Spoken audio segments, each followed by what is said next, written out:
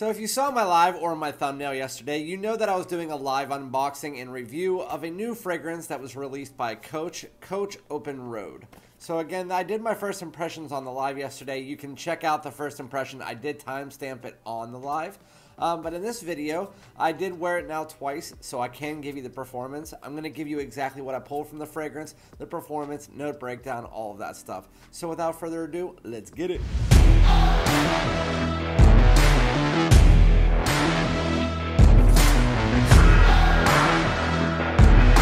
Alright, my great smelling dudes, welcome back to my channel. This is Randy, aka FragranceDoud, back with another fragrance video. Thank you so much for joining me again. If you are new to my channel, as always, like, comment, subscribe, and hit the bell for future notifications. It helps out my channel and it gets my videos to you first. That is, if you like my channel, of course. So again, this is not going to be a first impression or a review. It's kind of like in between a full review or a first impression, because yesterday on my live, I did timestamp it. If you guys want to go see my unboxing and first impression of this fragrance, it is on there from yesterday. But this is by Coach. It is Coach Open Road. I will give you a little bit of the presentation. The box is basic. Coach Open Road, Coach New York, and then down here you can't see it really. It says Eau de Toilette, 60 ml. So this is a 60 ml bottle. It is tall for a 60 ml, so I'm guessing they get wider, not taller. Then this is, from what I'm guessing, is that this is the start of a new line, and that they're probably going to do an Eau de Parfum and all that down the road, because they had Coach for Men Blue, and Coach for Men Platinum, and now they have this, which is Coach Open Road, new bottle style, nice hefty glass. It has this nice straw in the middle, kind of similar to the Dior Homme line, and then they have this nice neck that says Coach on it, and then an atomizer that sprays pretty well. It does have a nice mist that covers a decent sized area.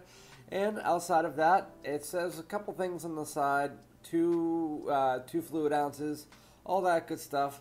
So this is Coach Open Road. I do want to give you a little bit of a background of it. So if you guys don't know, this was created by the same perfumer that created Aventus. I don't know much of the story behind it. I just know from what my subscribers have told me is that they were trying to create a designer version of Aventus with this.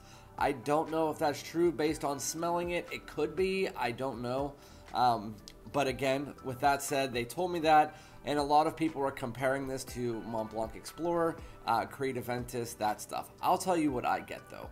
So I just sprayed it on my arm. I am going to let it digest for a second and give you the note breakdown here. This is from Fragrantica. The top notes are lemon and red apple. The mid notes are Szechuan pepper, clary sage, and lavender. And the base notes are vetiver, cedar, and patchouli. So starting this out, I do want to talk about the fragrance itself. I don't want to compare it to anything until the end, so I will talk about the other fragrances that it reminds me of, especially because this fragrance changes a lot from the opening to the mid to the dry down. It changes a lot, especially for a Coach fragrance. So last night in my live, I did a blind test where I didn't want to know any of the notes. I wanted an unbiased, unfiltered reaction where I could spray it on, tell you guys what notes I got, and then look at Fragrantica and see if there's anything I missed or anything that I was wrong about. So when I first spray this on, and even right now, when you first spray it on, what you are hit in the face with is a lot of red apple. So the red apple is what surrounds the entire fragrance, which is why I went like that.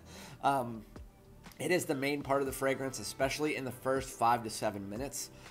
It's there, it's fruity, it's juicy, it's crisp. It reminds me of a designer red apple. Some people told me that it reminds them of the apple from Aventus, but no. The apple from Aventus is more of a green apple. It's more bitter and sour kind of, but at the same time it does smell really nice. But this one is more of like the clean, fruity, crisp red apple. So with that said, again, that's the main note, and then you have more of a backbone of just like a basic blue fragrance. It's that aromatic, it's that woody, it's that slightly smoky and earthy, just typical blue fragrance that you would know just in the designer community. So I did that again before I looked at the notes. Then I looked at the notes and I was like, huh, yeah, I didn't sense any lemon in the opening. But then I went back and I sprayed it again and I said, okay, yeah, there's definitely lemon there. So what it is now that I've tried it out two times on my live and 2 times today, I smell it, and what I get is this, again, red apple, fruity crisp, and then it has like an undertone of a citrusy lemon. And it's really nice the way that it works in there. I don't know why I didn't notice it the first time. And then again, it has an undertone of that blue fragrance. So it's fruity, it's citrusy, it's crisp, it's just clean, it's nice, it's blue. You also do get a little bit of lavender and clary sage mixing in there, but it's not overly floral or herbal or anything like that at any point in time in this fragrance. So again, the opening, red apple, a little bit of lemon, and then that blue undertone. Once you get about 7 to 10 minutes into this fragrance, the apple and the lemon, the lemony apple kind of dissipates, and then that's where that blue portion of the fragrance starts to pull forward. The patchouli comes up, and again, I know that's in the base, but the patchouli comes up and it's in the beginning. You can tell it's in the opening, but it more comes forward after about 10 minutes, and then it becomes a staple in the rest of the fragrance. It's earthy. It feels like a blue fragrance. Again, I'll tell you at the end what blue fragrance. And then you also do get that lavender and clary sage pulling up, again, not being too floral or herbal. And it's just, again, a typical blue fragrance. Just has a little bit higher of the earthiness and a little bit more woods coming in there. So that's the mid of the fragrance. It's more of your blue, and then you have that apple and that lemony undertone. So at first you have the apple and lemon up here with the blue undertone. Then the mid is kind of like the apple and lemon are underneath the blue. Once you get into the far dry down, so about an hour, hour and a half into this fragrance, pretty much all of that lemon and apple is gone. The lavender and clary sage is gone. And then what you're left with is a little bit of that patchouli earthiness, but mostly aromatic woods. It feels almost like a little bit of ambroxan is in there. I can't really tell fully, but it does feel like a blue fragrance. It just doesn't feel overly like an ambroxan woodiness or an ambroxan fizziness. It doesn't feel anything like that. It just feels like there's a little bit of ambroxan in here. But again, it does remind me of a fragrance here in the dry down, and it reminds me of one in the opening, one in the mid, and one in the dry down. They're all different, and I'll tell you exactly what I get. But first, I do want to give you the performance of the fragrance. That is where I told you on the live, as soon as I sprayed it on, I said, wow, for a bluish fragrance, that is light. And I'm still going to stick with that. Wow. I sprayed this on 6 times because I had a video issue because my battery died. And so I have it on my arm here 6 times, and I still have to stick my nose into it to smell it. With that said, it's not terrible. It's just on the lighter side. And I don't know what's going on with fragrances in the designer community, especially over the last 4 months. It's all the parfums and even now the eau de toilettes, which are supposed to be the highest projecting of all of them. They've been so light. There's been so many intimate fragrances, or ones that don't last very long and they project heavily and then all of a sudden they're gone. With this one, the performance that you get average, maybe a little bit below average, moderate projection for the first like hour, and then it's a skin scent. It's down to a skin scent. And so while the fragrance is beautiful itself, it doesn't do anything new. I can say that. The fragrance itself doesn't do anything new. But I was expecting to have more projection and longevity out of this. I do get about 4 to 5 hours out of it. So it's a little bit less than like Coach for Men. It doesn't go anything above that, and it doesn't project as well as Coach for Men, which Coach for Men is not even that great of a projector. So Coach Open Road, as far as the fragrances I was telling you about, when you first spray this on, there's a little bit of this and that. It's like a Mont Blanc Explorer comes together with like a Bleu de Chanel or something like that. Again, it doesn't smell exactly like them. It's just pieces from them. Because again, you get that blue aspect, and then you get that Mont Blanc Explorer type opening or Creed Aventus type opening, but really not really. That's the only part of the fragrance I can say. That apple lemony mixture, while it's still nothing unique, it's the thing that it doesn't remind me too much of any of the other fragrances, but if I had to nitpick, those would be the two. Where it really starts to get to the point where I can say this smells like this is about half hour into the fragrance, where it starts to get to that full blue fragrance. It really reminds me of the Polo Blue line. That earthiness, along with a little bit of that sweetness like you get from like the mandarin orange in the Polo Blue line. This one has that blue, that earthiness, that woodiness mixed with a little bit of that apple undertone. And so it reminds me of the Polo Blue line 100%. Like, it's really close to what that smells like. But again, like I said, that's that typical blue.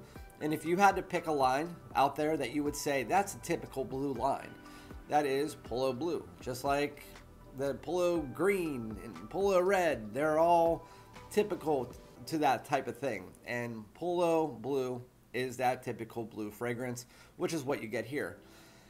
What I didn't understand was the Creed Aventus, really the similarities to that. And then as soon as I smelled it today, I sprayed it on at 8 a.m. this morning, and it was about an hour and a half to 2 hours into the fragrance, and I smelled it and I said, yep, that's the woods in the dry down to Creed Aventus. It doesn't have the vanilla, it doesn't have the musks, it doesn't have any of that stuff that you get from Creed Aventus in the dry down, but it does have the same feeling of woodiness that you get from the Creed Aventus dry down. That's the only thing, but the thing is at that point in time, it is so light on your skin that you're sitting there like, does it though? I think it does. Maybe. I don't know if I should tell people that tomorrow. That was me this morning.